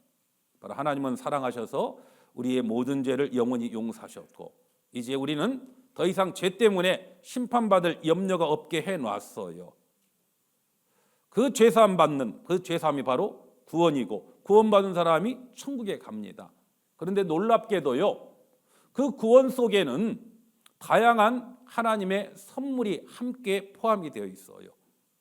우리가 선물 세트, 이제 명절이면 선물 세트를 받죠. 선물 세트 중에 종합 선물 세트 그런 거 받아보셨죠? 그 속에 뭐가 있어요? 치약도 있고 칫솔도 있고 비누도 있고 참기름도 있고 그렇죠. 식용유도 있고 그 종합 선물 세트에 뭐 햄도 들어있고 막 그런 거 많이 들어있잖아요. 그런 것처럼 선물을 받았는데 선물 속에 다양한 것이 들어있는 것처럼 죄사함이라고 하는 선물을 받을 때 그 속에는 다양한 선물들이 함께 포함이 되어 있습니다. 그래서 구원의 의미, 구원 속에 담겨지는 선물이 무엇인지 여기 구원의 의미 첫 번째, 구원은 죄사함을 받은 겁니다. 죄사함이 없는 구원은 없어요. 왜? 구원이 뭐예요? 죄로부터 건짐받는 것. 얼만큼 용서받은 거예요? 영원히. 바로 구원 속에는 죄사함이 담겨져 있고요. 그리고 구원 속에는 그 사실을 믿을 때 우리는 하나님 앞에 이제 더 이상 죄인이 아니라 뭐가 되냐면 의인이 되는 거예요. 여기 로마서에 보면 이런 말씀이 있어요. 로마서 3장에 보면 그러므로 율법의 행위로 그의 앞에 의롭다 하심을 얻을 육체가 없나니 율법으로는 뭐라고요? 죄를 깨달음이니라. 어제 봤죠? 하나님이 십계명을 준 이유는 십계명 지켜서 의롭게 돼서 천국 가라고 준 게 아니라 너 하나님 앞에 죄인이야. 그 죄를 깨닫도록 하기 위해서 율법을 줬어요. 그래서 21절에 이제는 율법 외에 하나님의 한 의가 나타났으니 율법과 선지자들에게 증거를 받은 것이라. 율법과 선지자는 모든 구약 성경을 말합니다. 곧 예수 그리스도를 그다음 뭐라고 되어 있어요? 믿음으로 말미암아 모든 믿는 자에게 미치는 하나님의 의인이 차별이 없느니라. 모든 사람이 죄를 범하였음에 하나님의 영광에 이르지 못하더니, 같이 읽겠습니다. 그리스도 예수 안에 있는 구속으로 말미암아 하나님의 은혜로 값없이 의롭다 하심을 얻은 자 되었다라고 되어 있죠. 그래서 우리가 하나님 앞에 죄인은 천국 못 가요. 누가 갑니까? 의인이라 가는데 어떻게 우리가 죄인으로 태어난 우리가 하나님 앞에 의인이 될 수 있을까? 바로 예수 그리스도 그분이 하신 일을 믿는 믿음으로 모든 믿는 자에게 하나님의 의가 주어져요. 그래서 예수 그리스도 안에 있는 구속, 구원, 그 사실을 믿을 때 우리는 하나님 앞에 의롭다 하심을 그다음 뭐라고 되어 있어요? 얻은 자 되었다. 하나님 앞에 의인이 될 수 있는 유일한 방법도 예수님이 하신 일을 믿는 믿음으로 의롭다함을 얻는 겁니다. 이걸 신학적인 용어로 믿음으로써 의롭다함을 얻었다. 그리고 하나님 믿음을 보시고 의롭다라고 칭해 준다라고 해서 하나님의 편에서는 한자로 줄인다라고 하면 이신칭의라고 해요. 우리의 믿음을 보고 하나님은 의롭다라고 칭해 주고, 그리고 구원을 얻은 입장에서는 이걸 이신득의라고 합니다. 얻을 득자를 써서. 그래서 우리가의 믿음을 보시고 하나님은 우리를 의롭다라고 칭해 주시는 거예요. 이제 예수님이 내 모든 죄를 영원히 용서하셨다는 사실을 믿습니까? 믿으면 이제 뭐예요? 하나님 앞에 죄인이에요, 의인이에요? 의인입니다. 한번 서로에게 이야기하십시오.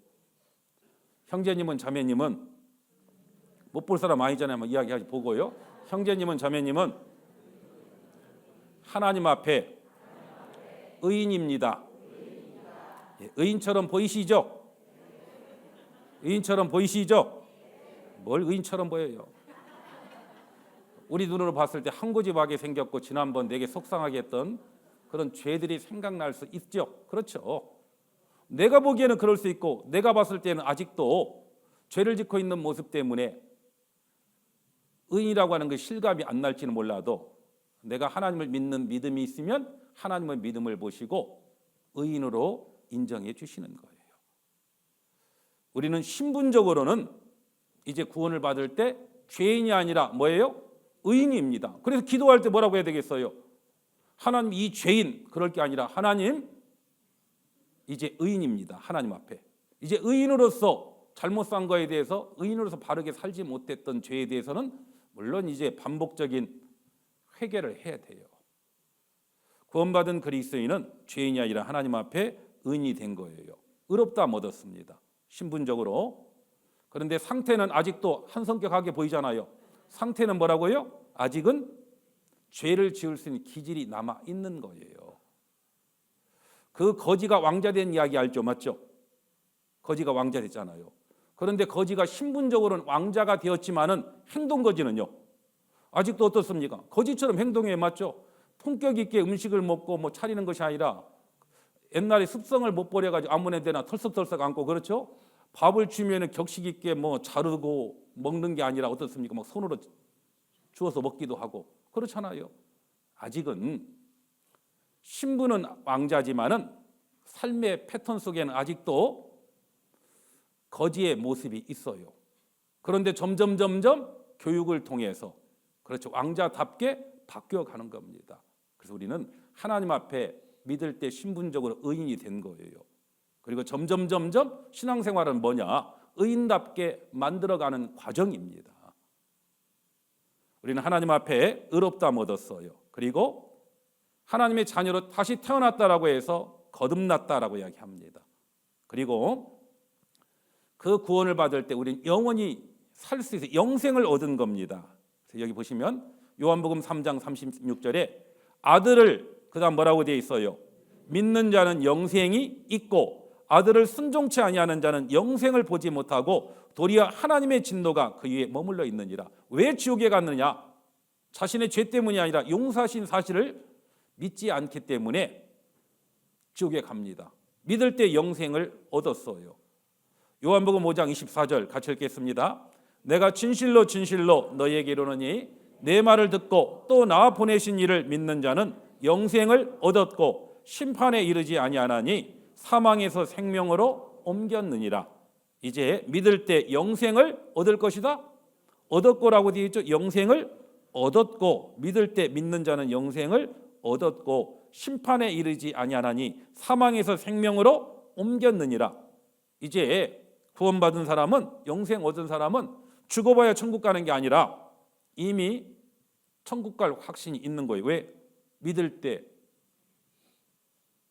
사망에서 생명으로 옮겨졌기 때문에 그렇습니다. 옮겼느니라. 시제가 중요하죠. 그리고 한 번 구원받은 사람은요, 다시 멸망할 일이 없어요. 요한복음 10장 28절 29절 같이 읽겠습니다. 내가 저희에게 영생을 주노니 영원히 멸망치 아니할 터요 또 저희를 내 손에서 빼앗을 자가 없느니라. 저희를 주신 내 아버지는 만유보다 크심에 아무도 아버지의 손에서 빼앗을 수 없느니라. 영생은 영원한 생명인데 어떤 사람은 또 이렇게 생각해요. 혹시 구원받은 사람이 잘못 살면 지옥 간다, 이렇게 생각하는데요, 구원받은 사람이 혹시 죄를 범해도 그 죄는 용서받았어요, 안 받았어요? 용서받았기 때문에 지옥에는 절대 안 갑니다. 구원을 주신 분이 누구예요? 하나님 아버지. 그 하나님 아버지의 손에서 빼앗을 자가 없습니다. 우리의 구원이 그만큼 완벽하다, 완전하다라는 뜻입니다. 이걸 한 번 구원받은 사람은 다시는 지옥 안 간다라고 하는 것을 제가 신학적인 어떤 그런 이야기에서 좀 그렇긴 한데요, 혹시 이제 그게 어떤 교리에 대한 그런 단어에 대한 것들을 우리가 이해해야 되기 때문에 제가 설명해 드립니다. 이제 우리는 한 번 구원받은 사람 다시는 지옥 안 간다, 이렇게 알고 있는데 이걸 신학적인 용어로는 성도의 견인이라고 되어 있어요. 견인. 한 번 구원받은 사람은 절대 이뤄지지 않습니다. 하나님이 붙잡고 있거든요. 어떤 사람이 생각하는 것처럼 지금까지의 구원은 예수님이 하신 일을 믿고 믿음으로 되고 앞으로 살아가면서는 구원은 내가 잘하는 걸 통해 지킨다. 그건 지킬 책임이 누구한테 있는 거예요? 나한테 있기 때문에 얼마나 불안합니까? 맞잖아요? 그래서 그렇게 하지 않고 하나님의 편에서 다 구원을 완성하셨기 때문에 우리는 더 이상 이뤄질 염려가 없어요. 그리고 영생을 얻었다. 또 하나님의 자녀가 되었다. 그렇죠. 영접하는 자, 곧 그 이름을 믿는 자들에게는 하나님의 자녀가 되는 권세를 주셨다. 이제 우리는 하나님의 자녀가 되었기 때문에 우리 아버지가 누굽니까? 하나님이 우리 아버지가 되었어요. 하나님이 우리 아버지가 되었다는 뜻은 하나님의 모든 유업을 이을 그런 상속자가 되었다는 뜻입니다. 얼마나 놀랍습니까? 우리는 하나님의 자녀. 그리고 구원을 받을 때 우리는 이 구원하신 사실을 믿게 하는 분이 뭐냐? 바로 성령님입니다. 성령. 성령에 대해서 많은 분들이 오해를 해요. 성령은 언제 성령 받느냐? 어떤 특별한 체험을 했었을 때, 환상을 봤었을 때, 어떤 병고침을 받았었을 때, 방언을 했었을 때, 그때 성령을 받았다라고 생각하는데요, 물론 성령의 은사 중에 그런 부분이 있어요. 그런데 그런 은사가 있기 때문에 성령을 받은 게 아닙니다. 그렇게 말하면은요, 병고치고 어떤 환상을 보고 하는 것들은요, 기독교 말고도 다른 종교에도 얼마든지 있거든요. 제가 아주 오래전에요, 벌써 한 이제 25년도 넘었네요. 한 할머니를 상담하는데 마주 봐야 될 거 아니에요. 상담하는데 그 할머니는 옆을 돌아 있고요. 가끔 저 서다봐 힐끌끌. 아무리 이야기해도요, 안 듣습니다. 그런데 알고 봤더니 그 할머니가 어디다 있냐면 남묘 호랑개이교. 가끔 보면 SGI 한국불교회관이라고 하는 곳이 바로 그곳이거든요. 그런데 그 할머니가 아무리 말해도 안 들었던 이유가요, 여기저기 다 다니고 병원 가도 자기 병을 못 고쳤대요. 그런데 거기 가가지고 그 병을 고침을 받은 거예요. 그런 체험을 한 겁니다. 체험을 하다 보니까요, 그 체험한 것 때문에 아무리 이야기해도 안 듣는 거예요. 그래서 이 병고침이라고 하는 이런 것들은 기독교 말고도 다른 종교에도 얼마든지 있고요. 환상을 보고 이런 것들도요, 기독교 말고도 얼마든지 있어요. 그게 구원을 보장해 주는 게 아니에요. 그게 성령 받았다라는 증거가 아닙니다. 성령을 받았다라고 하는 가장 확실한 증거가 뭐냐? 여기 보면 죄 사함을 얻으라. 그리하면 성령을 선물로 받으리니, 죄 사함 받을 때, 다른 말로 바꾸면 구원 받을 때, 그때 성령이 옵니다. 성령은 어떤 일을 행하느냐? 우리를 구원하신 사실을 믿게 하시는 일을 합니다. 그래서 에베소서 1장에 보면 그 안에서 너희도 진리의 말씀 곧 너희의 구원의 복음을 듣고 그 안에서 또한 믿어 성령으로 인치심을 받았다. 바로 구원의 복음을 듣고 믿게 할 때 그때 성령으로 인치시게 하는 거예요. 언제 우리가 성령을 받냐면 성경에 보면은 성령 세례란 말이 있고 성령 충만이 있어요. 성령 세례는 딱 한 번 받아요. 언제? 구원받을 때. 성령 충만은 이제 성령 세례 받은 사람이, 구원받은 사람이 이제 성령의 인도하심을 따라 살아갈 수 있도록 충만함을 받을 때, 그때 성령의 인도하심을 따라서 바르게 살아갈 수 있는 거예요. 그래서 요한복음 15장에 보면은 예수님이 하신 말씀입니다. 내가 아버지께로서 너희에게 보낼 보혜사 곧 아버지께로서 나오시는 진리의 성령이 오실 때, 같이 읽겠습니다. 그가 나를 증거하실 것이요. 보혜사 곧 진리의 성령이라고 했죠. 성령을 진리의 성령이다라고 했어요. 왜 진리의 성령입니까? 성령은 진리가 뭐예요? 하나님의 말씀이잖아요. 성령은 말씀을 통해서 역사하는 겁니다. 그래서 진리의 성령이라고 했어요. 그리고 성령은 거룩한 영입니다. 그래서 진리의 성령을 통해서 구원을 받으면요, 거룩하게 살아가게 되어 있는 거예요. 진리의 성령이기 때문에요, 구원을 받고 나면은 이 진리인 하나님의 말씀을 가까이 할 수밖에 없는 거예요. 제가 초등학교 5학년 때부터 교회 다녔다라고 했죠. 그러다 군대 제대하고 복학하기 전에 제가 구원을 받았어요. 그 전에는요, 뭐 성경 읽으려고 결심하고 또 결심해도 읽다 말고 그랬거든요. 안 읽어지더라고. 이 성경이요, 뭐 까만 것은 글씨고 흰 것은 종이고 읽는데 얼마나 답답한지요. 그때 한참 많이 읽었던 초등학교 고학년, 그 다음에 중학교 때 많이 읽었던 책이 무협지, 혹시 아셔요? 그건 세로로 된 글자도 빽빽하게 돼 있는데 얼마나 재밌는지 밤새도록 읽었어요. 그런데 이 성경은 아무리 읽으려도 안 읽어지더라고.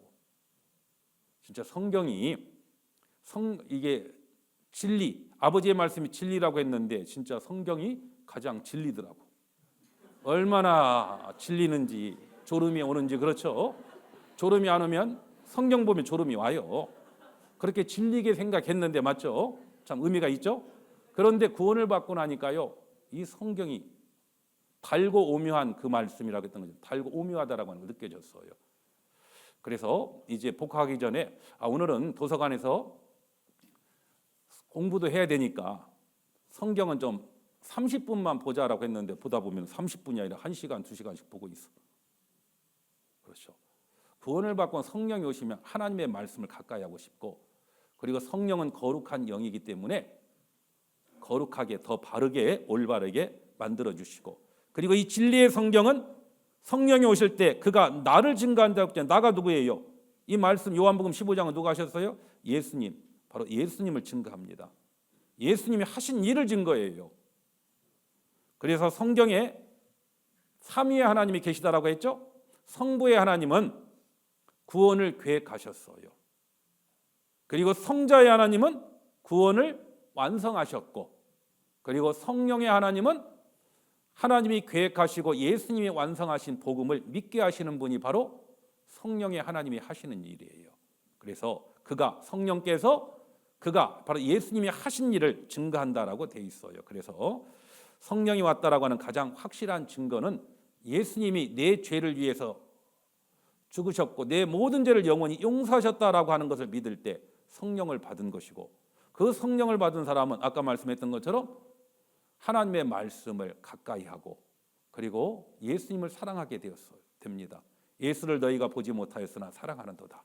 이제도 보지 못하나 믿고 말할 수 없는 영광스러운 즐거움으로 기뻐하니 믿음의 결국 곧 영혼의 구원을 받음이라 했던 말씀처럼 예수님을 사랑하고 있고 그리고 진리 가운데 더 바르고 올바르게 살아가게 되어 있어요. 구원을 받을 때 성령이 우리 안에 와 계십니다. 그리고 구원을 받을 때 우리는 하나님의 제사장이 되는 거예요. 제사장이라고 하는 의미는 어떤 뜻을 가지고 있냐면 다리를 놓는 사람이라는 뜻을 가지고 있거든요.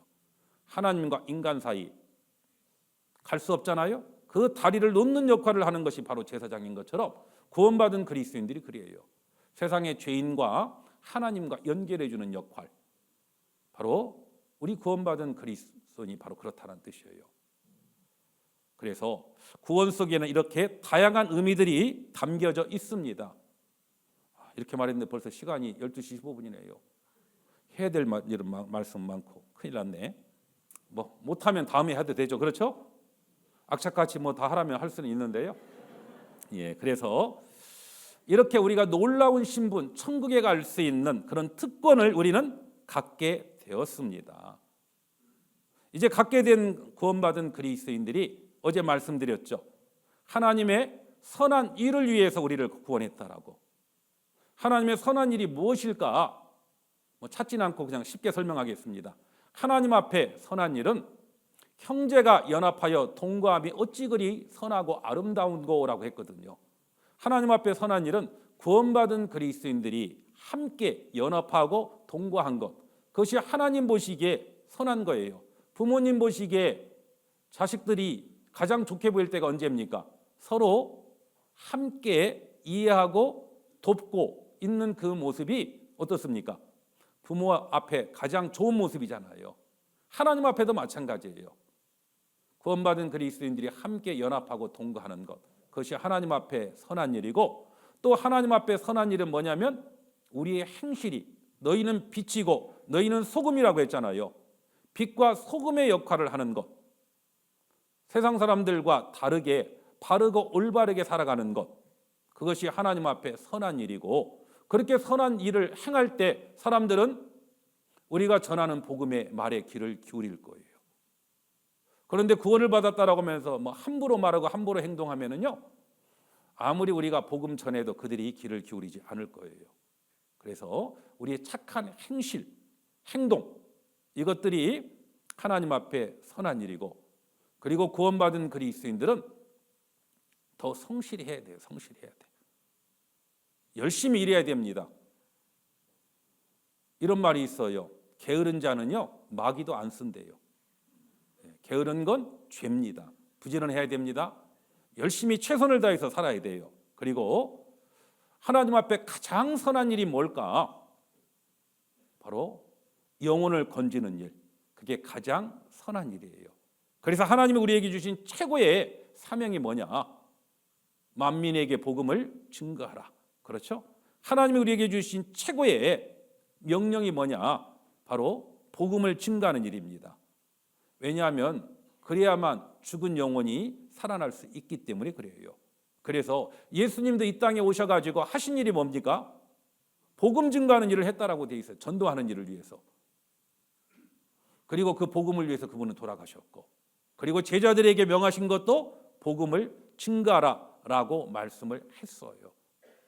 그래서 우리 구원받은 그리스도인들, 하나님의 선한 일을 위해서 구원했다라고 하는 것, 그 구원 속에, 그 선한 일 속에는 형제가 같이 연합하고 동거하는 것, 그리고 우리의 삶 가운데 빛과 소금이 되는 그런 삶의 모습들, 성실한 삶들, 이것이 하나님 앞에 선한 일이고, 또 가장 선한 일은 죽어가는 영혼들에게 하나님의 복음을 증거하는 일, 그게 하나님 앞에 가장 선한 일이에요. 그런데 그런 선한 일을 하기 위해서는요, 우리의 위치를 잘 지켜야 돼요. 여기 보시면 구원받은 그리스도인의 위치가 있습니다. 크게 두 가지의 위치가 있어요. 첫 번째는 육신의 위치가 있고 영적인 위치가 있어요. 육신의 위치는 뭘 말하냐면 고린도전서 7장 17절 20절 같이 읽겠습니다. 오직 주께서 각 사람에게 나눠주신 대로 하나님이 각 사람을 부르신 그대로 행하라. 내가 모든 교회에서 이와 같이 명하노라. 각 사람이 부르심을 받은 그 부르심 그대로 지내라. 구원받은 그리스도인들이 구원을 받고 나서 각 사람에게 주신 각각의 위치가 있습니다. 예를 들어 직장인으로 부름받은 사람은 직장이라고 하는 위치가 있고, 가정주부는 가정주부로서의 위치가 있고, 학생은 학생으로서의 위치가 있어요. 그러면 그 위치를 지키라는 뜻이에요. 그리고 그 가운데서 성실하게 바르고 올바르게 살아야 됩니다. 구원받았다라고 하는 건 핑계대고요. 공부하기 싫으니까, 일하기 싫으니까요. 이 복음만큼 이것만큼 선한 일이 없다라고 하니까 이제 공부가 문제가 아니야. 지금 사람들 구원 못 받으면 아무리 공부 많이 해도 가는 건 어디예요? 지옥 가는 거니까 전도부터 해야 되겠다라고 생각해가지고요. 이제 길거리 나서기 시작합니다. 학교도 안 가고 직장도 안 가고 뭐 하려고요? 하나님이 계십니다. 성경은 사실이에요. 하나님 앞에 죄인인데 하나님은 당신 사랑하셔서 당신의 모든 죄를 영원히 용서했습니다. 이것만 믿기만 하면 천국 가요. 그러면 듣고 사람들이 뭐라고 할까요? 그래요, 감사합니다. 그럴까요? 얘가 어디 저희 인천 서북교에서 말씀을 듣더니 제정신 아니게 미쳤다라고 그러죠? 어떻게 해야 되겠습니까? 그렇게 증거하는 게 아니에요. 각 사람이 부르신 이치가 있으면 학생으로서는 어떻게 해야 돼요? 열심히 공부해야 됩니다. 그래서 저는 학생들에게 아르바이트 하라는 소리를 별로 안 해요. 진짜 아르바이트가 물론 필요한 경우도 있겠죠. 그런데 요즘은 대부분 아르바이트를 친구들 하니까 하고, 그 돈을 가지고 원하는 거 뭘 사기 위해서 뭐 휴대폰을 산다든지 뭐 이런 것 때문에, 명품을 산다든지 이런 것 때문에. 근데 진짜 헌금하고 싶은데, 예를 들어 우리가 건축헌금 작정했잖아요. 건축헌금을 해야 되는데 용돈만 가지고 부족하겠다. 그러면 하셔요. 건축헌금을 좀 더 많이 하기 위해서, 전도하는 일을 위해서 더 많은 물질을 해외 선교를 위해서 드리고자 하는 마음으로 그러면 해도 괜찮겠죠. 그래서 우리 학생들 아르바이트 할 생각 말고요. 대학생들 열심히 공부해요. 공부해가지고 장학금 다 받으면 되지 뭐. 장학금 다 받으면 그것 가지고 아르바이트에서 번 돈보다 열심히 공부해 장학금 다 받으면 나중에 아무리 취업하기 어려워도 실력이 있으면 취업이 돼야 안 돼요? 취업이 됩니다. 그리고 그런 실력 있는 사람은요, 서로 데려가려고 해. 맞죠? 그렇잖아요. 직장 안에서 마찬가지입니다. 구원받았으면요, 빈둥거리지 말고요, 시간만 때우지 말고 더 열심히 성실하게 한번 일해보세요. 그냥 시간 달랑달랑 맞춰가지고 출근하지 말고 좀 열심히 일찍 가가지고 미리 준비하고 성경도 보고 기도도 하고, 그리고 필요하다라고 하면은 다른 분들을 위해서 미리 업무를 볼 수 있도록 준비도 해놓고, 그렇게 성실하게 살아가면은요, 사람들이 그 사람의 모습을 보고 우리가 하는 말에 귀를 기울일 거예요. 그래서 학생들은요, 더 열심히 공부해야 돼. 그리고 구원받은 그리스도인들은 직장 안에서 더 성실하게, 남편은 남편의 역할을, 아내는 아내의 역할을 더 최선을 다해야 됩니다. 그리고 꼭 직장 가운데 어렵고 힘든, 그리고 신앙생활하기 어려운 직장들이 있어요. 그러면 어떻게 해야 됩니까? 하나님이 옮겨주실 때까지 지키고 있으면은요, 감당할 수 있는 힘을 주든지 아니면은 더 나은 조건을 가진 직장으로 하나님이 오게 할 거예요. 그래서 여기 보시면 고린도전서 10장 13절에 보면, 사람이 감당할 시험 밖에는 너희에게 당한 것이 없나니 오직 하나님은 미쁘사 너희가 감당치 못할 시험 당함을 허락지 아니하시고 시험 당할 즈음에 또한 피할 길을 내사 너희로 능히 감당하게 하실 거예요. 하나님은 우리에게 시험을 허락합니다. 최선을 다하면 감당할 수 있게 만들어주고, 도저히 감당 못할 것 같으면 피할 길을 하나님은 인도해 주실 거예요. 그래서 우리 구원받은 그리스도인들은요, 육신의 이치를 잘 지키고 더 성실하게 일하고 공부하고 그래야 됩니다. 그리고 또 한 가지, 구원받은 그리스도인은 또 영적인 위치가 있어요. 신명기 12장 13절 14절에 보면은요, 이런 말씀이 있어요. 너는 삼가서 내게 보이는 아무 곳에서든지 번제를 드리지 말고 14절 같이 읽겠습니다. 오직 너희의 한 지파 중에 여호와의 택하실 그곳에서 너는 번제를 드리고 또 내가 내게 명하는 모든 것을 거기서 행할지니라. 아무 곳에서든지 제사 드리는 게 아닙니다. 택하실 그곳, 택한 장소 그곳에서 번제를 드리고 모든 것을 거기에서 행하라라고 돼 있어요. 그런 것처럼요, 구원받은 그리스도인들이 있어야 될 영적인 위치, 아무데나 가면 되는 게 아니에요. 바로 하나님의 말씀이 전해지고, 그리고 구원받은 그리스도인들이 서로 사랑하고 그 하나님의 말씀을 따라 살아가는 곳, 그게 진정한 교회예요. 그곳에 머물러 있어야 돼요. 그래서 요한복음 15장 3절부터 5절 같이 읽겠습니다. 너희는 내가 일러준 말로 이미 깨끗하였으니 내 안에 거하라. 나도 너희 안에 거하리라. 가지가 포도나무에 붙어 있지 아니하면 절로 과실을 맺을 수 없음 같이 너희도 내 안에 있지 아니하면 그러하리라.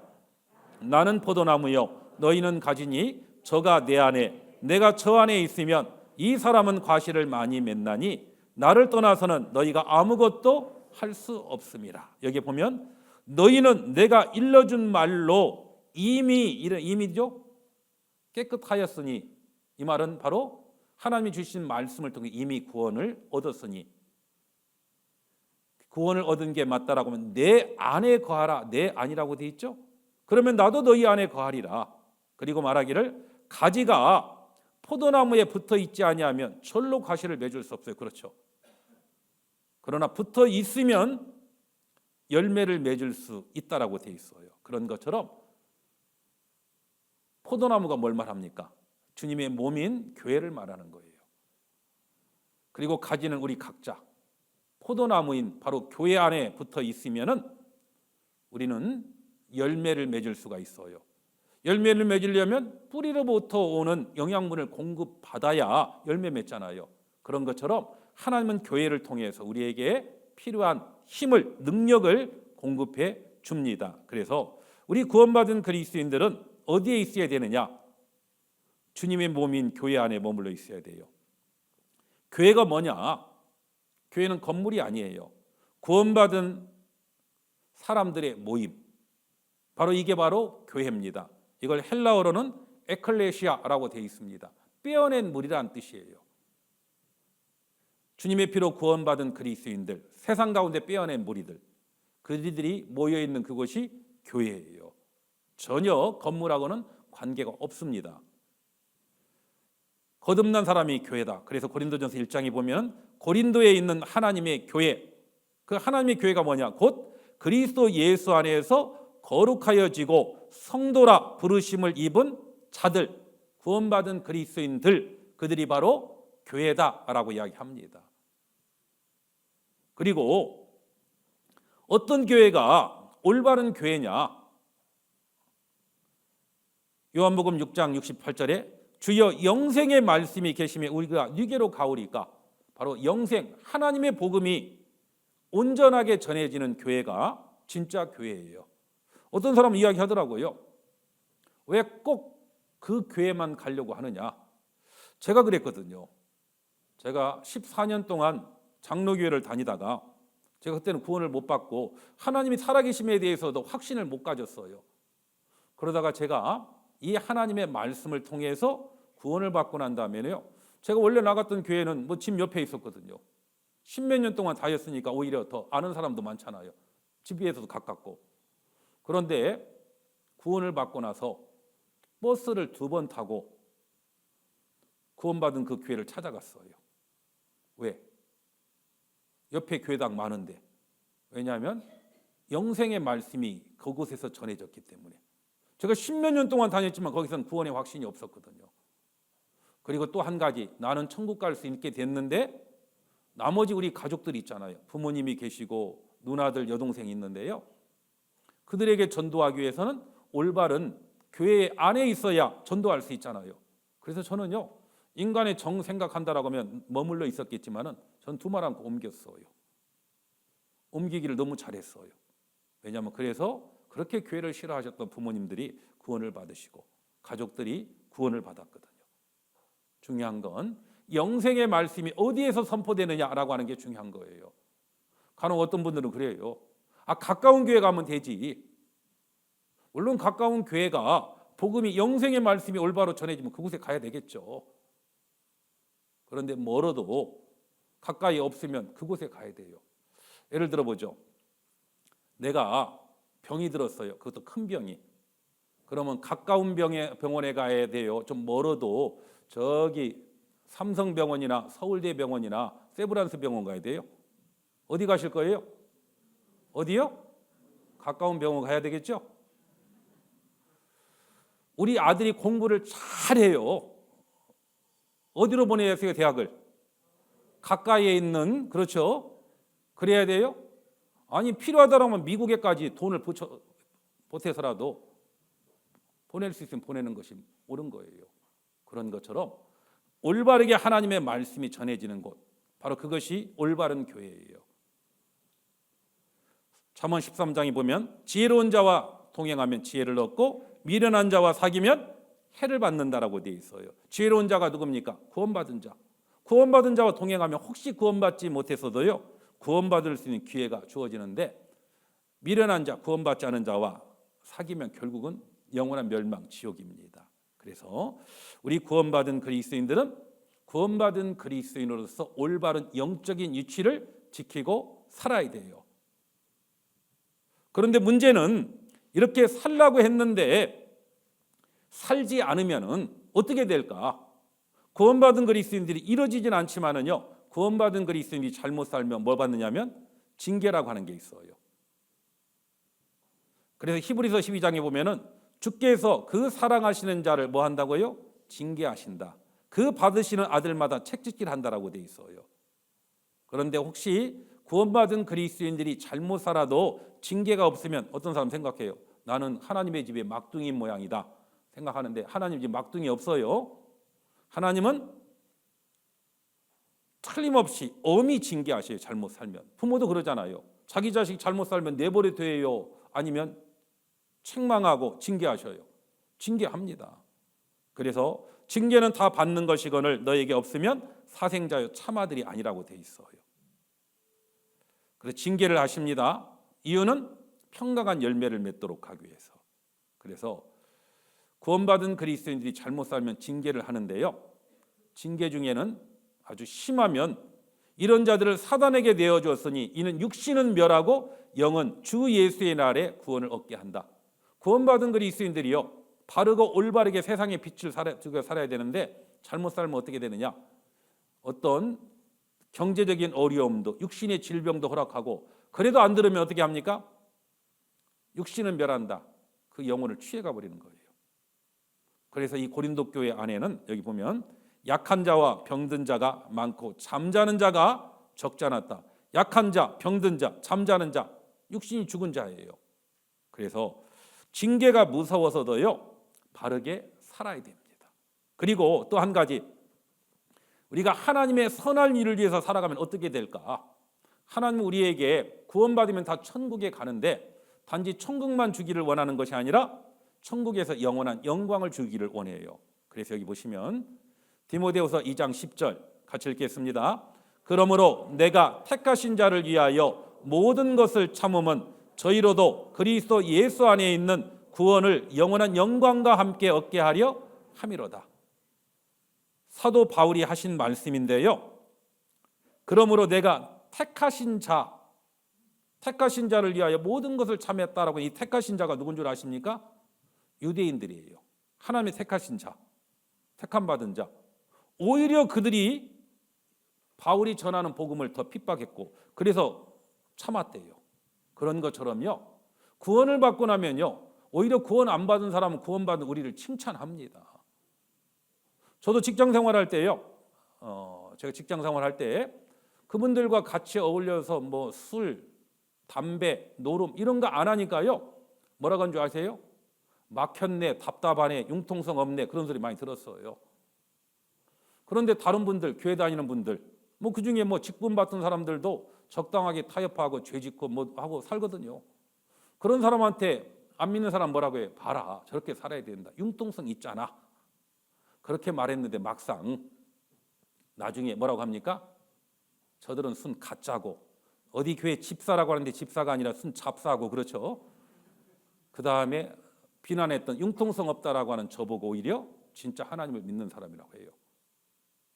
그런데 구원받은 사람들이 바르게 사는 모습 때문에 구원 안 받은 사람들은 오히려, 교회 안 다니는 사람들은 바르게 살아가는 모습을 인정하는데, 오히려 교회 다니는 사람들, 그 사람들은 자기는 몇십 년 다녔는데 아직 천국에 대한 확신이 없는데 어디 가서 말씀 일주일 듣고 천국 간다라고 하니까 믿거든.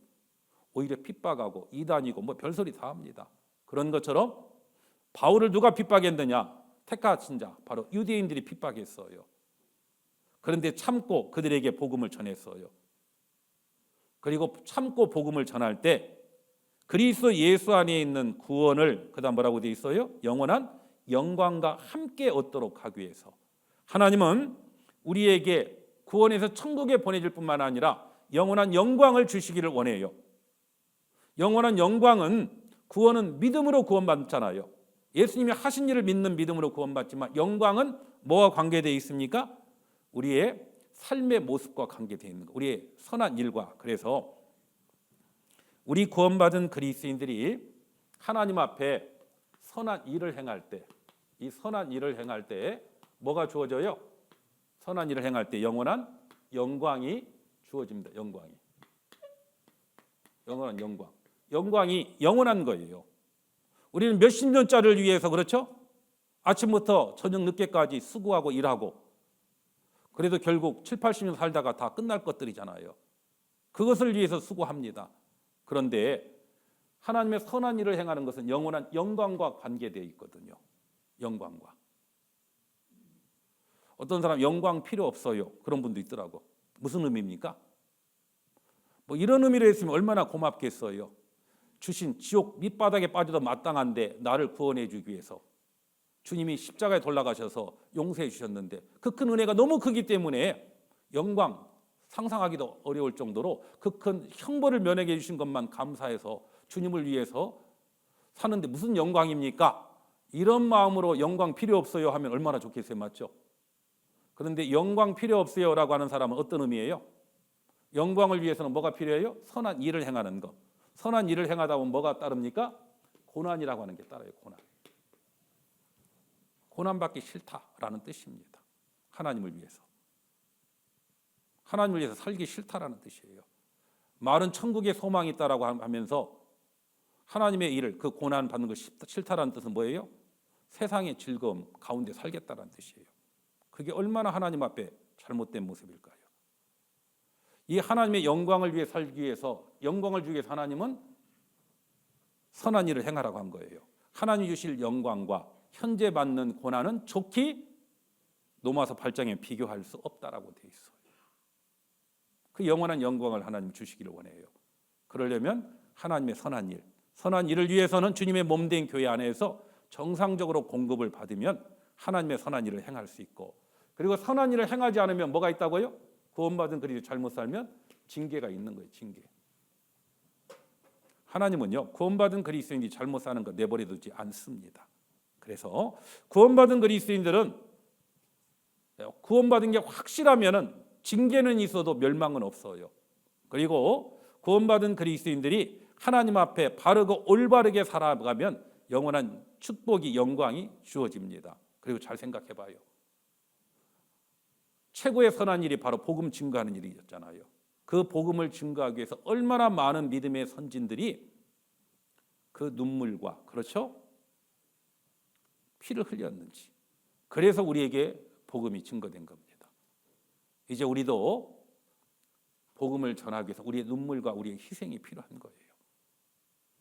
한 알의 밀이 땅에 떨어져 죽지 아니하면 한 알 그대로 있고 죽으면 많은 열매를 맺는다라고 했어요. 복음은 거저지만은요, 복음이 전해지는 과정 속에는 우리의 희생이 필요한 거예요. 우리를 통해서 하나님의 복음이 활발하게 전해졌다는 뜻은 그만큼 많은 희생을 했다는 뜻입니다.